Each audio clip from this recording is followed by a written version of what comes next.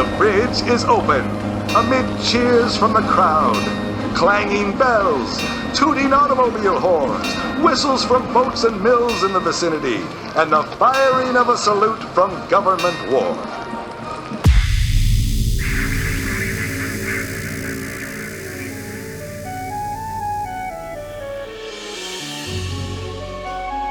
Welcome to Reimagined Radio, a program about radio storytelling. I'm Jack Armstrong. With each episode, we combine dialogue, sound effects, and music to engage your listening imagination. This episode is no different, and here to tell you about it is John Barber, producer and host.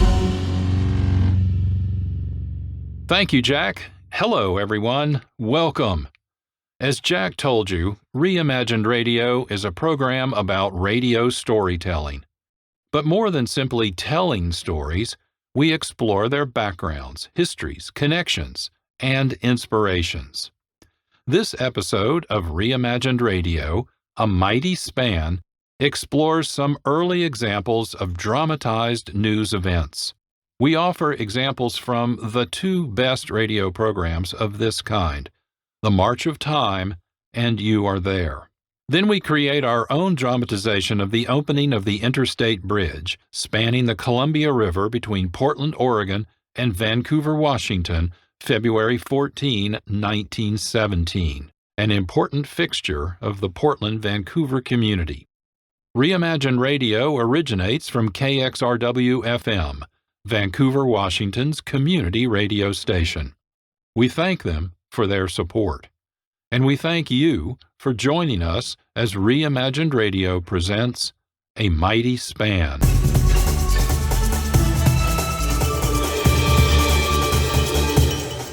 On February 14, 1917, the Interstate Bridge was officially opened between Portland, Oregon, on the southern side of the Columbia River, and Vancouver, Washington, to the north. Our reimagined story of what happened and what you might have seen and heard had you been there is an interesting bit of radio storytelling. But before we tell that story, we should provide some background and context. In the 1920s, the first decade of radio broadcasting, radio producers sought to define the new medium and attract listeners. But what types of programs would make for compelling listening experiences? Music, reading of literature, and drama were early radio favorites. News was more difficult. The lack of international telephone networks made live, on-the-scene radio news reporting difficult. Location recordings were impossible. Radio audiences were accustomed to getting their news from reading newspapers. How to get them to listen to news on the radio? One answer was to read the news. An early example of this approach was Pop Question. Begun in 1924, this was the first radio quiz game. The 15-minute program was heard on WJZ Radio, New York City, until 1925. It was created by Britton Haddon, who co-founded Time magazine with Henry Luce in March 1923. Although no recordings are known to exist, one imagines contestants being asked questions about current news events drawn from the pages of Time magazine. Beyond reading, another approach to radio news was recreation through dramatization. The most memorable radio news dramatization program was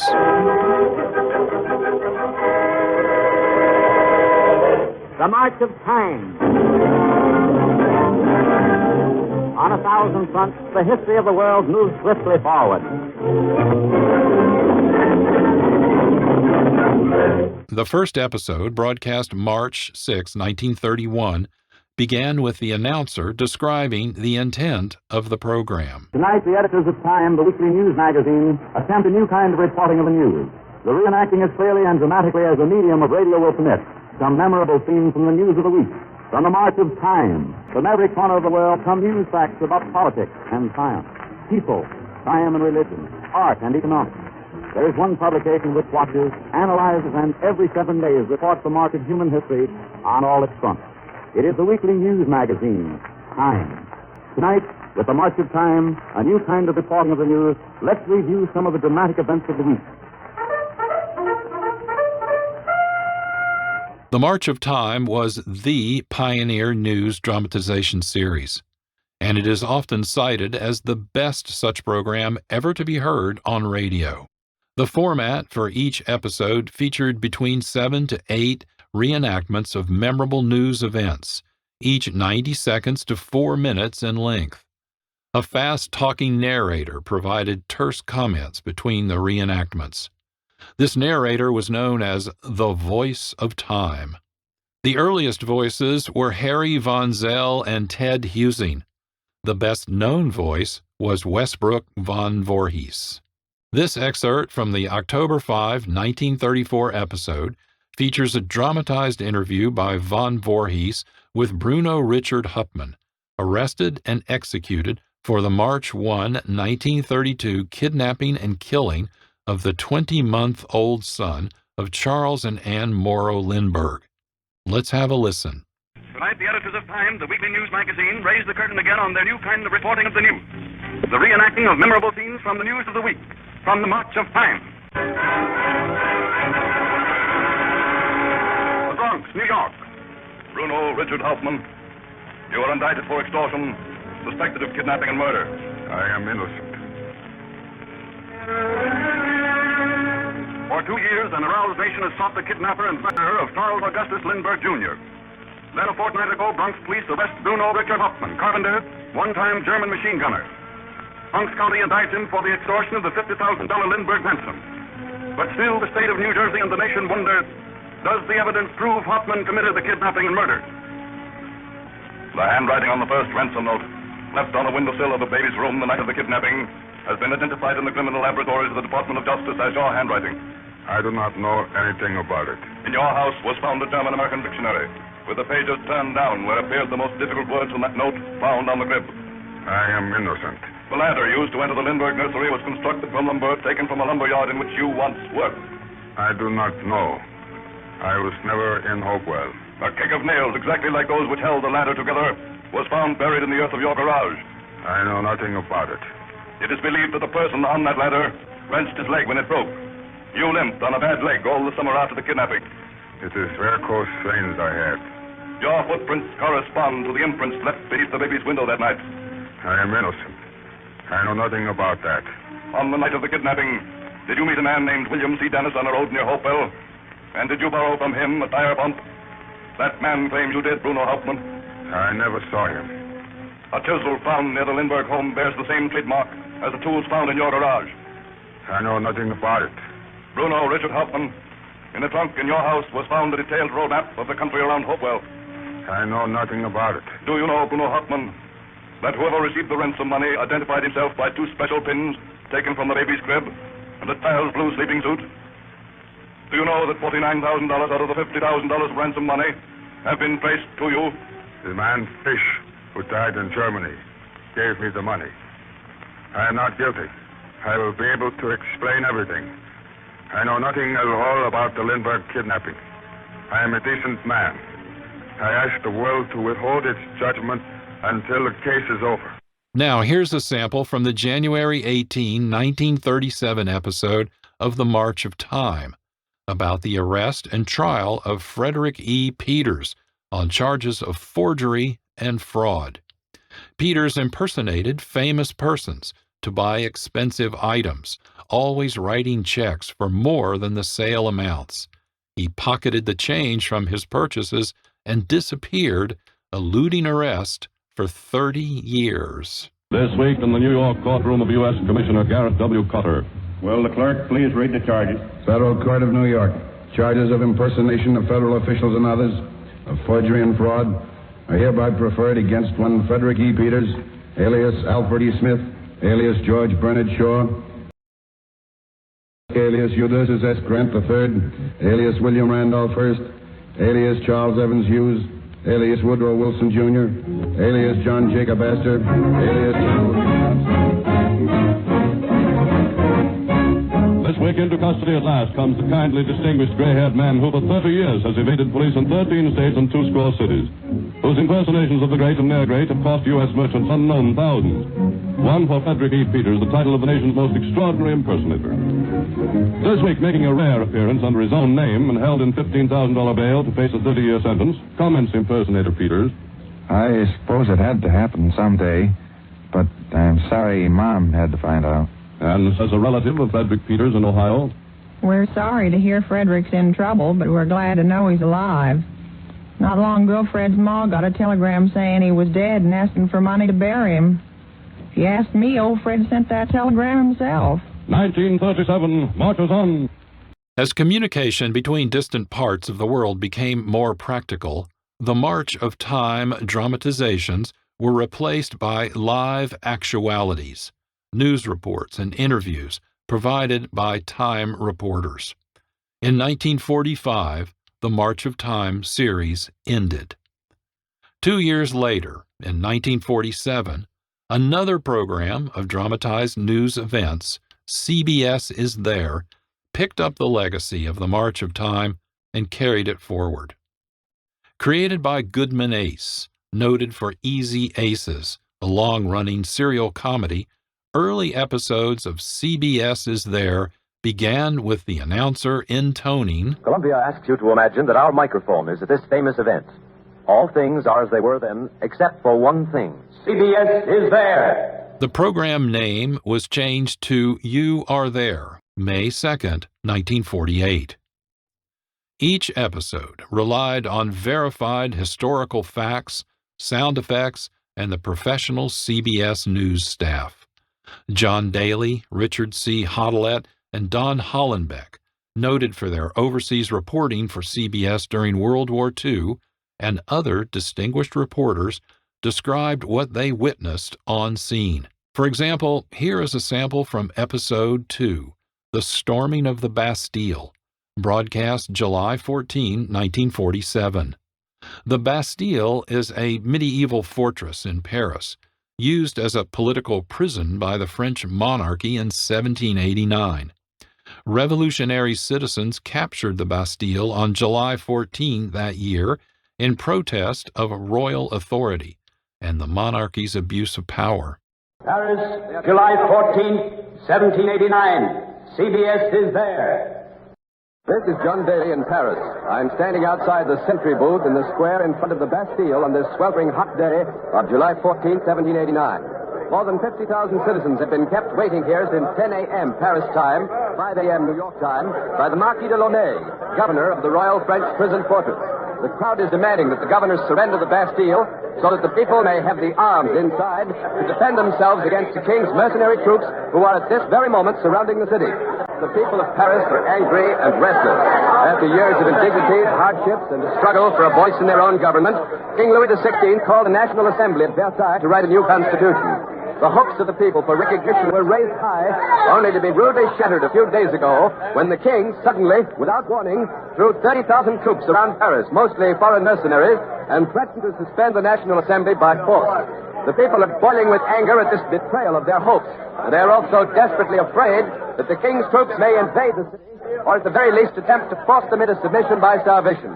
In a frantic hurry to gather arms with which to defend themselves, they have assembled here before the Bastille, the only remaining royal garrison in the city.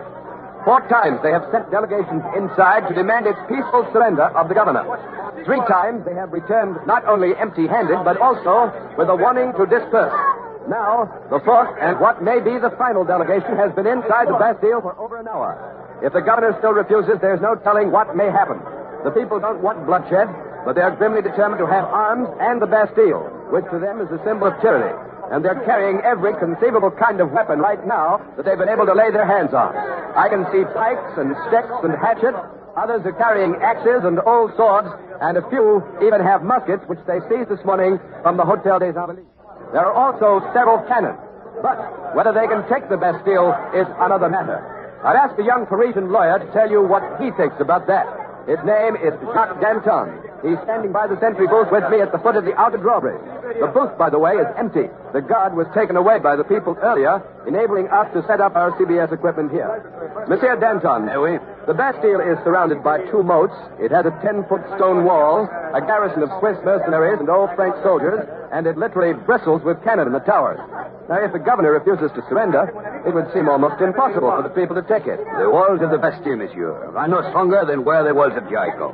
Now, that red and blue cockade you're wearing, Monsieur Danton, I see that almost everybody here is wearing one. Does it have any special significance? It is the colors of Paris, but we call it the cockade of liberty. Now, tell me, sir, haven't I seen you at the Palais Royal with Messieurs Desmoulins, Robespierre, and Marat? That is possible, monsieur. We are friends. Well, aren't you, more than that, aren't you all leaders of the radical group here in Paris? Some people say so. Right, well, where are your friends today? Are they with you? Are they down here? Yes, they are out in the crowd somewhere. And that crowd, sir, seems restive. It seems to have a bad temper. Temper? We are sick of financial ruin caused by war, corruption, and extravagance, falling on those least able to bear it. We are no longer willing to carry the load our fathers endured. We look to political changes that will make all men free and equal, brothers of one great human family. Well, some of your countrymen, Monsieur Danton, have told me that our own American Revolution has had some influence on the spirit of the French people during the past 6 months. Monsieur Daly, we admire your young country very much. It has given the people of Paris hope for better things. Not beyond the grave, but here on earth, now, today. Thank you, sir. Monsieur Danton is walking away now, losing himself in the crowd. A huge, brawny figure of a man, black-browed, with a powerful face, the heavy shock of black hair, which he keeps brushing away from his eyes. There's still no sign of the delegation's return from the Bastille. We thought they were ready to come out when we went on the air, but there seems to be more delay. We're still waiting here at the sentry booth, and we hope you'll stay with us. My colleague, Ken Roberts, is out there in the crowd somewhere with a portable transmitter. So I'm going to turn the microphone over to him. Go ahead, Ken. Come in, Ken Roberts.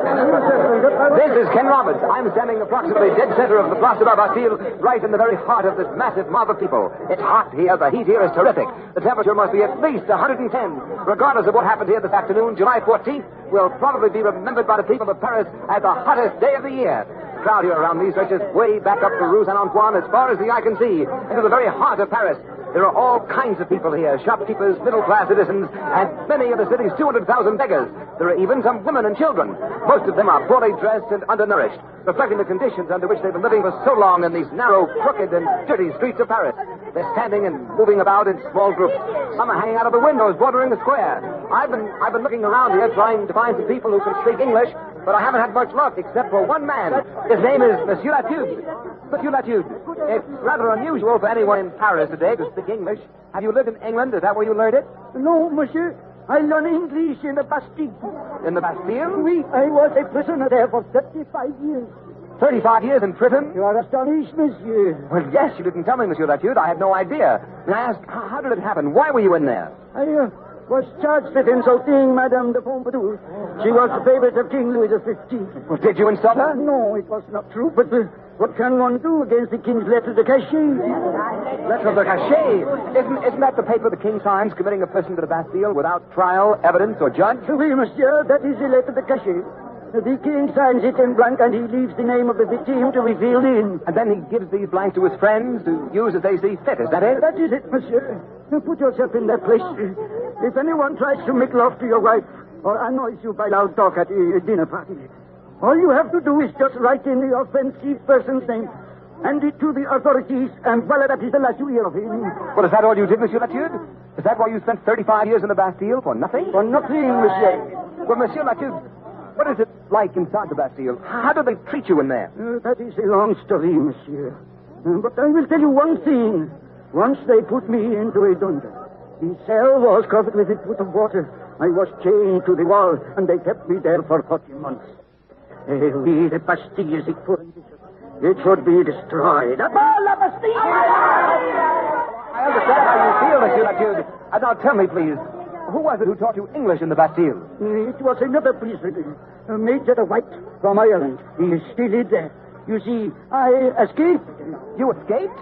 Well, tell us about it, Monsieur Latude. I never heard of anybody escaping from the Bastille. Well, monsieur, Just a moment. Excuse me, please, Monsieur Latude. I can see a signal from the battlement. A man is up there waving to the crowd. Something is evidently going on. Perhaps the delegation is coming down. I'm too far away, so I'm going to switch you back to John Daly at the outer drawbridge. This is John Daly. The signal from the tower is coming from Monsieur Rosier, the leader of the people's delegation. He's waving his hat. He's holding up his hand for attention. The crowd is quieting down a bit now. Apparently, he's about to say something. I'd like you to hear it if it's possible, so I'm going to lift our CBS microphone high in the air. Nous sortirons tout de suite. Tout de suite. He says the delegation will be out immediately. This is it. The delegation will be out immediately. Monsieur Rosier has disappeared from the tower. The people's delegation is on the way down now, and I'll have the details of this surrender for you in just a few minutes. A feeling of enormous relief seems to have swept the square. I don't think anyone here, really in his heart, thought he could take this fortress by storm. And if you were here with me, you could see what I mean. The 8 circular towers of the Bastille, each 70 feet high, bristle with cannon. The entrance is defended by 2 yawning moats, 25 feet wide and 25 feet deep. And even if the people could drag down the drawbridges and hurdle these moats, they would run into the murderous fire of the guns manned by the French and the Swiss garrison. But there's no chance of anything like that happening now. This powerful fortress, which has played host to nearly every famous man in France at one time or another, played host to the man of the Iron Mask, to Marshal Richelieu, to Cardinal de Rohan, to Voltaire, Rousseau, Montesquieu, is about to fall into the hands of the French people for the first time since it was built in the 13th century. By the way, you can probably hear the chains rattling as the inner drawbridge comes down. The inner drawbridge is down now. There are the delegates. They are coming over the bridge. 5 men in black hats and long black frock coats, with Monsieur Rosier in the lead. They're walking across the inner court, and the outer drawbridge is coming down. But the first one is being taken up again. I don't quite get the meaning of that, for if the Bastille is to be surrendered, both drawbridges should be down. But we'll find out about that in just a moment. Now the outer drawbridge is down, and the delegates are walking rapidly across the bridge. They seem to be in a great hurry, and this crowd is pushing me around here. They're pushing me forward onto the drawbridge. Monsieur Rosier, into the microphone, please. En arrière! Le gouverneur ne s'est pas encore rendu. En arrière! Something has happened. Something is wrong. Rosier has just shouted that the governor has not surrendered the Bastille. I'll repeat that. The governor has not surrendered the Bastille. Monsieur Rosier is right on the edge of the bridge with me. Now some of the people understand. They're pushing back towards the Place de la Bastille. But the ones behind them who haven't heard are still pushing forward. Attention, cab, s'il vous plaît, attention! There's a lot of confusion here, and I'm caught in the mob. En arrière, en arrière. La Bastille n'est pas encore en dos. Oh, it's no use. I just can't hold them. They pushed Rosier and the delegates aside, and we're being forced across the bridge, push them off into the courtyard. The people are still coming over. There are about 200 with me, and they're screaming and yelling. The guards are racing the outer drawbridge. People are spilling off into the moat or jumping forward into the inner court. Both the drawbridges are up, and we're jammed into the iron courtyard between the 2 moats. There is water on both sides of us. We're cut off. Gee,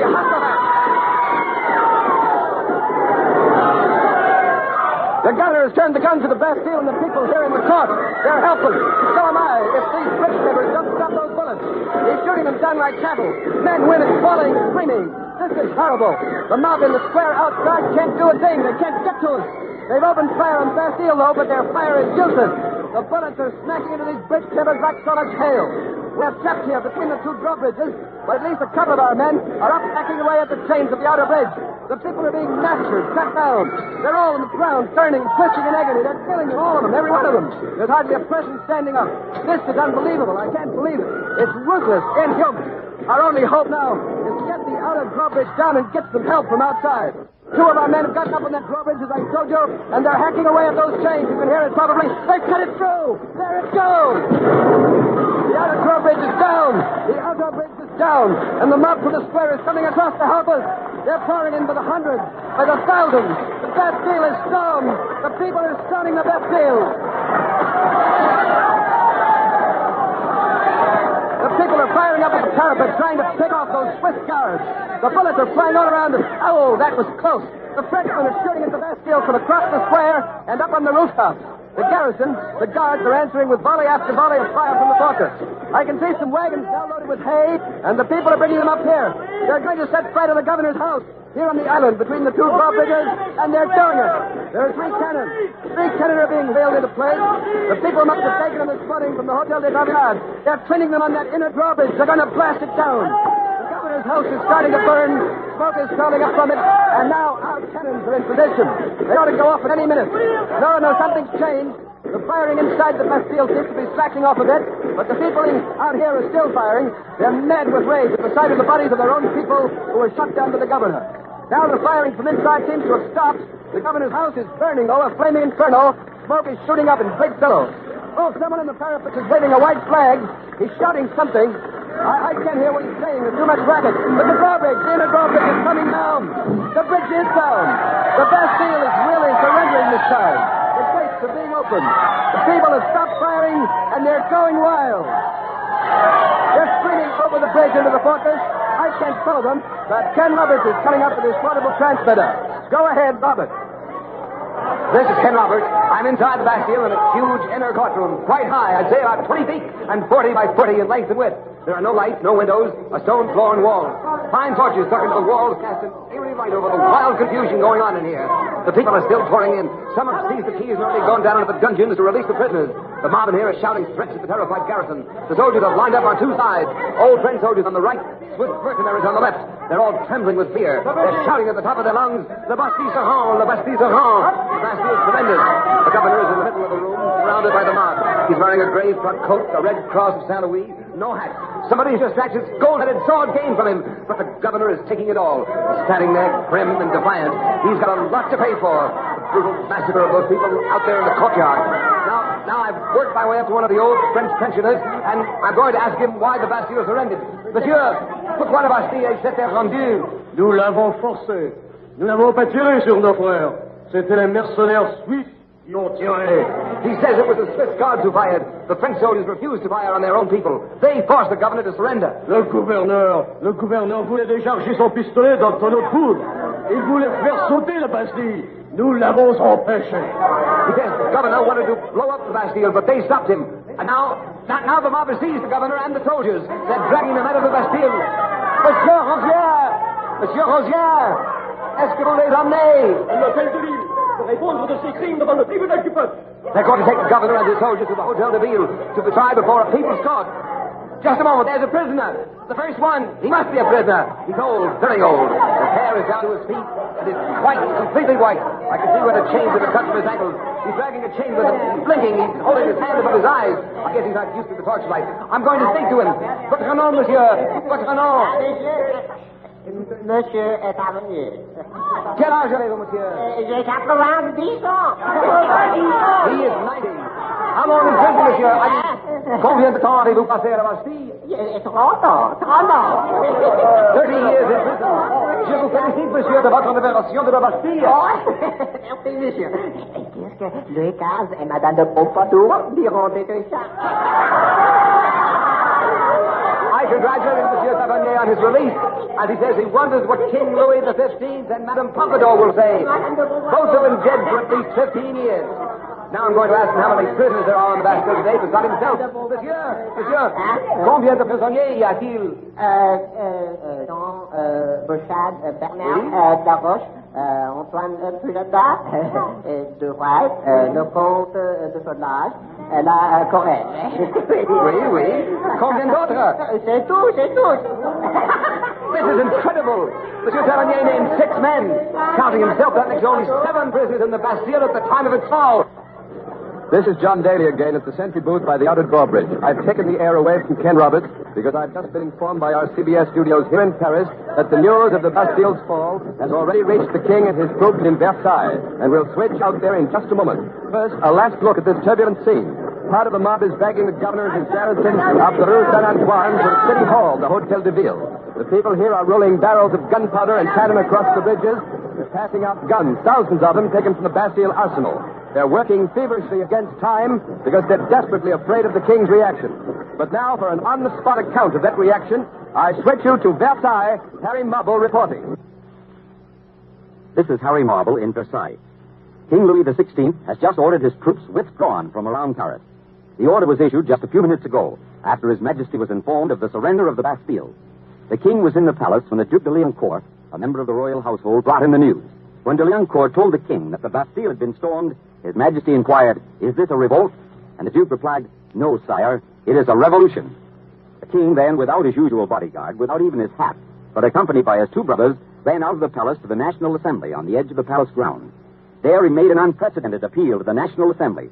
He placed himself in the hands of the people's representatives, men he had only yesterday threatened to destroy. He urged them to help him ensure what he termed the salvation of the state. The king said, "I await this from the National Assembly, from the zeal of the representatives of my people." The king also announced that he would go to Paris tomorrow and personally conciliate the people. He has also appointed the Marquis de Lafayette, head of the new National Guard, and the Marquis will escort him into Paris tomorrow. Lafayette, who helped us, the American people, win our independence a short time ago, has been playing a major role during the last 8 years in France, helping his own people win a voice in their government. Today, he is Vice President of the National Assembly. It's a particularly happy day for him. He's standing right here beside me. Monsieur de Lafayette, what does this mean today for the people of France? It means, monsieur, that the spirit of the rights of man, which was born in France and nurtured by your country, has now returned to Europe. The King's decision to permit the National Assembly to continue with our work of writing a new constitution is the first concession he has ever made to the people. Whatever happens from now on, France, like America, has set its course on the road to democracy. There can be no turning back. Thank you, Marquis de Lafayette. And now, for the people's reaction to the King's announcement, we return you to Paris and John Daly. This is John Daly. I'm standing in the Place de Grave, the city square in front of the Hotel de Ville, the city hall. The unexpected news from Versailles has turned Paris into a frenzy of celebration. The people are dancing and parading in the streets, no longer in fear of their lives. They're shouting, "Long live liberty, long live France." The governor of the Bastille has been executed for the massacre of the 171 men and women murdered by his guns this afternoon. Several of the soldiers have also been executed, and one was thrown into the Seine. The heads of the governor and his soldiers have been placed on pikes and are now being carried around the city. This strikes a rather ghoulish note in the celebration here, perhaps, but if you knew the suffering of these people and what they've endured for the last 50 years at the hands of such despots as the Marquis de Launay, you perhaps would understand, if not condone, their actions. Tyranny always breeds violence, and to the people of Paris, the Bastille, with its drawbridges and dungeons, was a symbol of rotting tyranny. The excesses committed will perhaps soon pass, but the ideals behind them are certain to live on and to grow in the hearts of the French people here today and in the hearts of their children. Oh, here come the paraders once again, and they're singing. I recognize the tune. It's Ça Ira, an old French dance to which revolutionary words have been set. They're singing about hanging all aristocrats from lanterns. The streets of Paris, you know, are lighted by lanterns swung on ropes stretched across the roadway. But let's listen to the singing.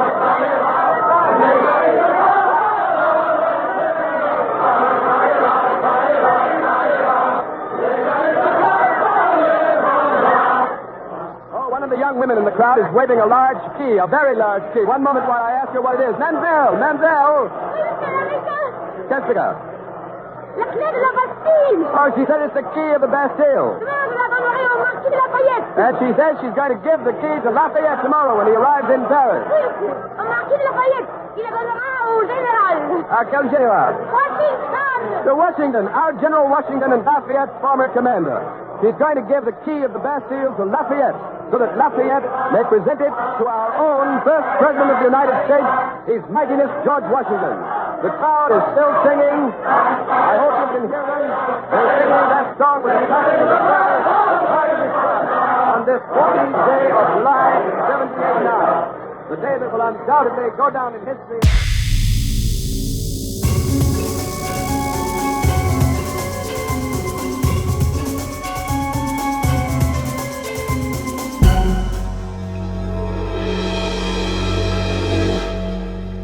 Reimagined Radio introduces you to new and different forms of radio storytelling.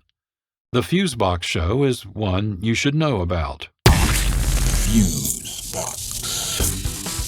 Well, to each their own pet wonder meal, I always say. Yeah, you do. And people are starting to wonder about you. Starting? Look at me, Doc. I'm a pinhead. And I sound like a cartoon chipmunk. You do sound adorable.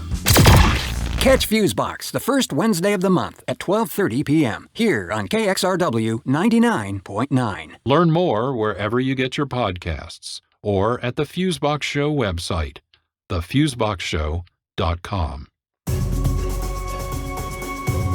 You're listening to Reimagined Radio. I'm John Barber, producer and host. Our episode is A Mighty Span, which imagines a live radio broadcast of the opening ceremonies for the Interstate Bridge, February 14, 1917. This single-span bridge was the first to connect Portland, Oregon, and Vancouver, Washington, across the Columbia River, and only the second to span the river, after the Wenatchee Bridge built in 1908. The term interstate described the bridge's location, at the border of Oregon and Washington, and its function, to carry traffic on the Pacific Highway from Mexico to Canada across the Columbia River. The content of A Mighty Span is factual. Reports and editorials published in Washington and Oregon newspapers provided historical details about the opening ceremony, the setting, the speeches, and what was seen and heard. The container, however, the radio broadcast, is fictional. There was no radio coverage or broadcast associated with the bridge opening ceremonies. In truth, there was no radio technology available in Washington or Oregon in 1917. This is KDKA of the Westinghouse Electric and Manufacturing Company in East Pittsburgh, Pennsylvania. We shall now broadcast the election returns.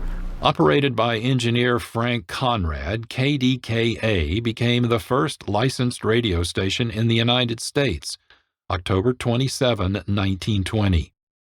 On November 2nd, KDKA delivered its first scheduled broadcast, returns from the 1920 presidential election between Warren G. Harding and James M. Cox. Leo Rosenberg announced that first broadcast, and it's his voice you heard in this recreation, the voice of the first radio announcer. One of Portland's earliest radio station licenses was granted to the Portland Telegram newspaper. Their first broadcast was November 21, 1921.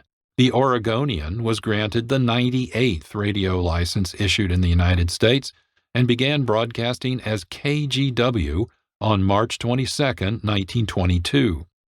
Vancouver's first radio station, KVAN, began broadcasting in 1939.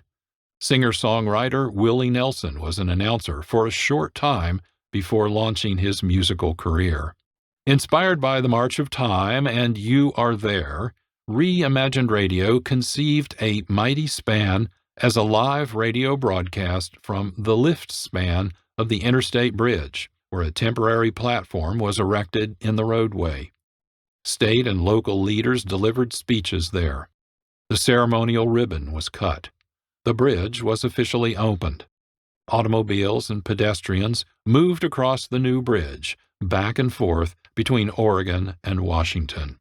Like with episodes of the March of Time and You Are There, the purpose of A Mighty Span is to engage listeners in an historical event, to simulate being present at the center of the news, to experience, through speech and sounds, the spectacle and community pride associated with the opening of the Interstate Bridge across the Columbia River.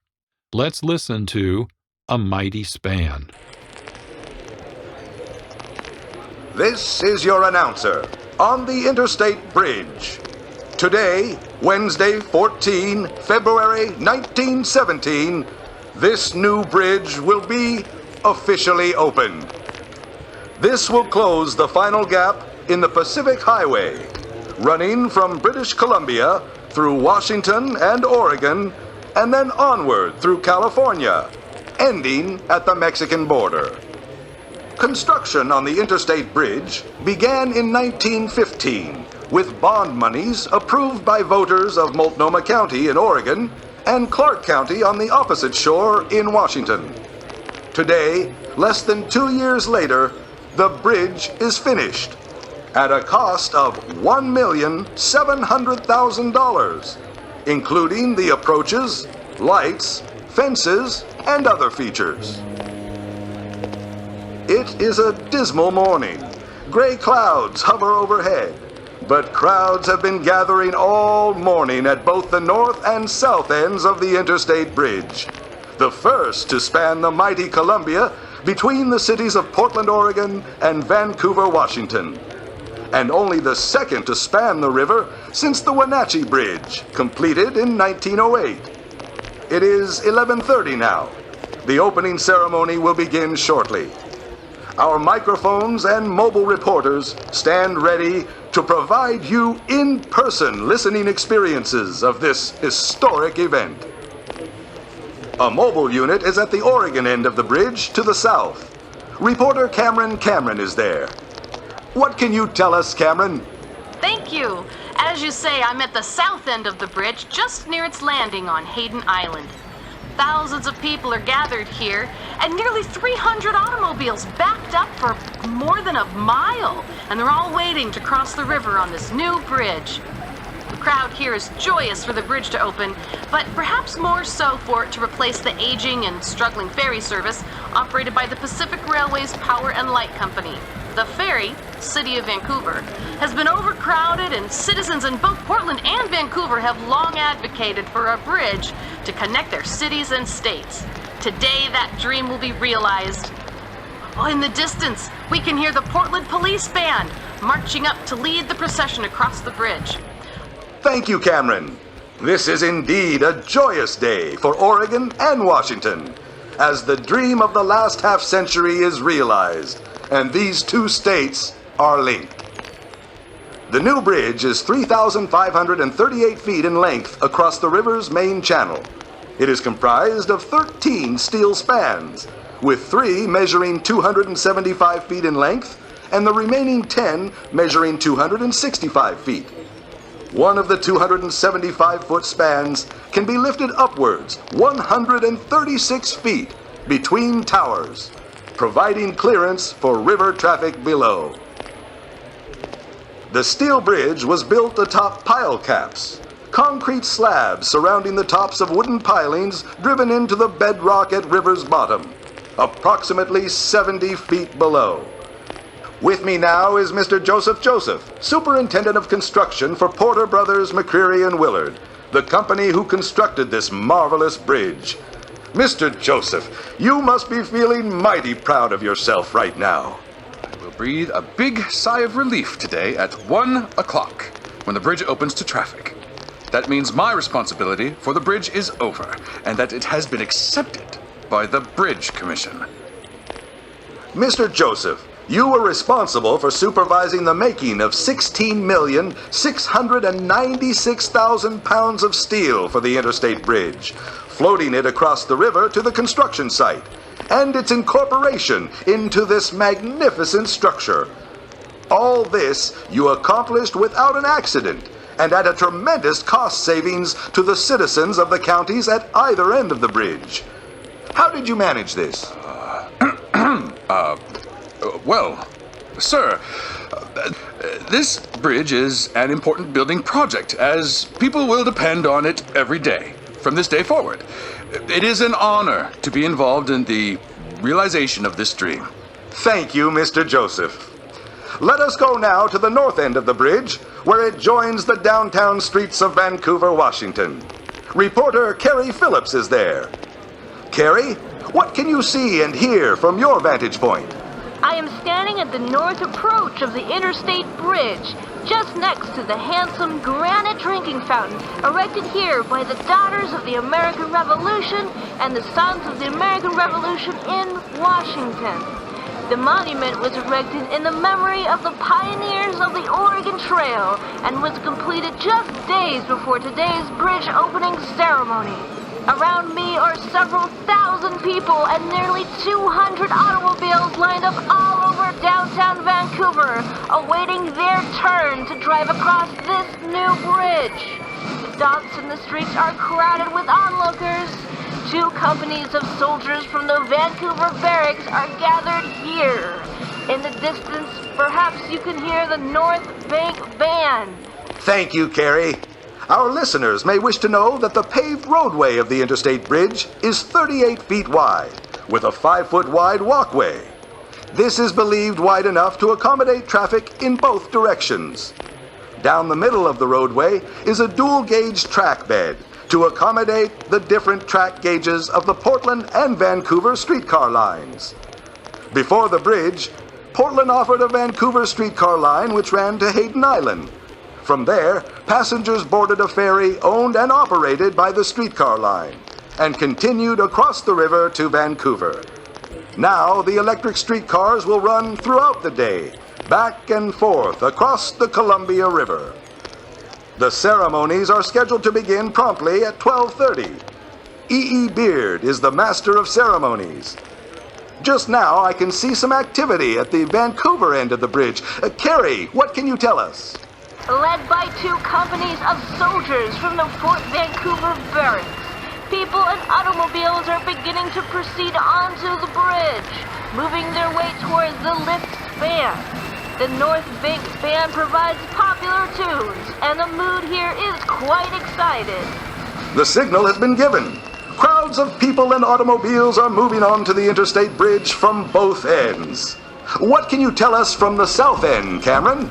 Crowd on the south end is moving onto the Interstate Bridge, led by 2 companies of soldiers from the Fort Vancouver barracks. They arrived early this morning, marching across from Washington. And they're followed by the Portland Police Band, and then a line of, I would guess, nearly 300 automobiles. It's quite a procession as they all move onto the bridge. I am standing at the middle of the bridge's lift span.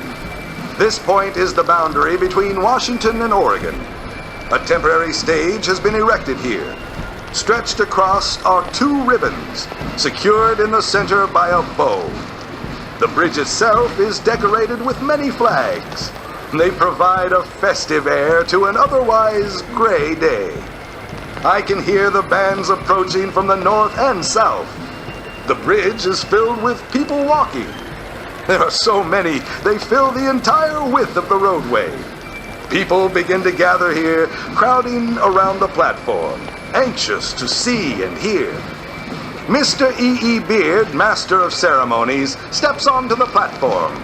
He is joined by a number of officials and members of the Bridge Commission. Mr. Beard raises his arms in the air, asking for silence.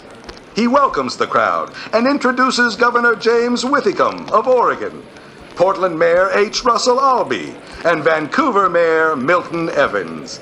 Oh, they shake hands all around. Today's program will be very short, no more than 15 minutes, to allow interested parties to traverse the river on the new bridge and then return to their respective cities for the afternoon's business. Each speaker will be limited to a short statement. The first is given by Multnomah County Commissioner Rufus Holman. We have a microphone near the platform and can hear what he says. We are celebrating the completion of a great bridge spanning the Columbia River at this historic place. Let us consider this bridge not only a necessary thing of great utility, but a monument commemorating the unity of interests between Oregon and Washington. This is an enterprise demonstrating what we can do by cooperation. Next to speak will be Oregon Governor James Whitcomb. His remarks will be brief. This is a notable event for all the United States, and not Oregon and Washington alone. This bridge connects one of the greatest and most important highways in the country. 40 years ago, when I crossed this river here in a boat, I wondered if the time would come when it would be bridged. Let us take full advantage of our new benefit. Portland Mayor H. Russell Albee is the next to speak. Let us hope that this Siamese link, that is to carry 2 great commonwealths, will draw us closer together, and that silver line, the Columbia River, will be a tie that binds, rather than one That separates us. Next is the Mayor of Vancouver, Milton Evans. The people of two cities are mingled here, celebrating an event which means the uniting of the two, commercially, industrially, and socially. And now we hear from Edgar B. Piper, editor of the Oregonian, the newspaper which has been so instrumental in developing and maintaining support for this project. The old barrier between us has been spanned. In crossing the river today, the mind saw the Vancouver of old. The historic barracks, Indians going and coming, hunters carrying their quarry on their backs to the markets, missionaries seeking a haven in the forests, and immigrants, some starving, but all helped by that father of all this country, John McLaughlin. Connect up these events with the present-day scene and note our marvelous progress. Oh, certainly inspiring words from Mr. Piper. And you have heard them here first, before reading them in print in his newspaper. Well, such is the immediacy of radio. Nearly to the end of the ceremony now, we hear from Frank Branch Riley, member of the organizing committee. Our committee joins proudly in this celebration of an achievement for which, for 4 years, we struggled incessantly.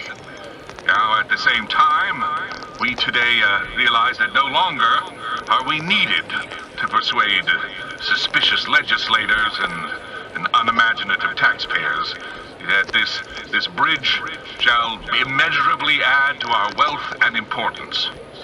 Break down an ancient and formidable barrier between two neighboring peoples and close the last gap in the Pacific Highway to meet the needs of increasing industrial traffic and tourist travel over the great interstate trunk road. This bridge shall stand as an imposing vindication of all the extravagant predictions of the early advocates. The final speaker today will be Mr. Samuel Hill, well known here for leading the effort to build a scenic roadway through the Columbia River Gorge. Mr. Beard introduces Mr. Samuel Hill, calling him the Roadmaster of the Northwest. The crowd waves small flags as Mr. Hill takes the platform. Thank you, everyone. Today is a glorious day. Today is Oregon's day, her birthday. But more than that, she celebrates an event not alone for the benefit of Clark and Multnomah counties, but for Oregon, Washington, California, and British Columbia, for all of the United States, and for all of the world who shall use this highway for all time to come. Today, the last link is forged in the chain that binds together the whole Pacific coast, from British Columbia to Mexico, and now one can pass dry shod over an uninterrupted highway from Vancouver, BC to the Mexican line. When Mr. Hill noted today as Oregon's birthday, he was speaking to the fact that it was 58 years ago today that Oregon was granted admission as a state to our great nation. Certainly, that is cause for celebration. But as he noted, today we are celebrating around the country. Surely it is a widely held belief that this new bridge will help Washington's quest for admission to the Union. Now for the opening of the Interstate Bridge. The crowd draws closer around the platform in the center of the roadway. Two young girls step onto the platform. One is Miss Mary Helen Kiggins, daughter of prominent Vancouver businessman J.P. Kiggins. The other is Miss Eleanor Holman, daughter of Multnomah County Commissioner Rufus Holman. They each take an end of the bow, tying together the two strands of ribbons.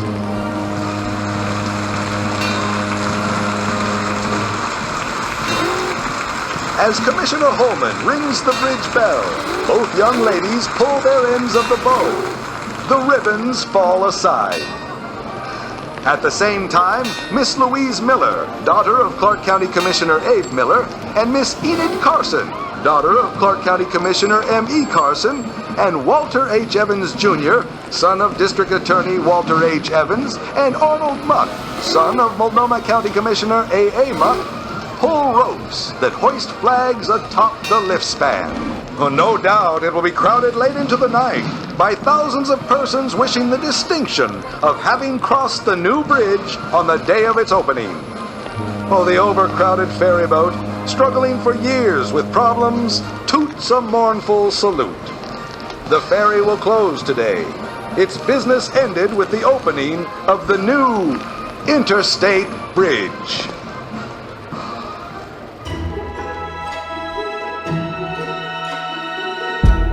You're listening to Reimagined Radio. I'm John Barber, producer and host.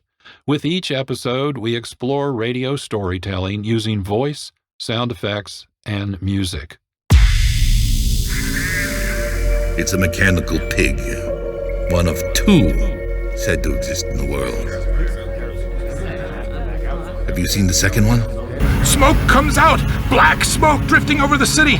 People in the streets see it now! People trying to run away from it, but it's no use! They're falling like flies! Reimagined Radio. Nothing to see, everything to hear. Heard the third Monday of every month at 1 p.m. Sundays at 6 p.m. on KXRW 99.9 FM. Visit our website for more information and listening opportunities. reimaginedradio.net.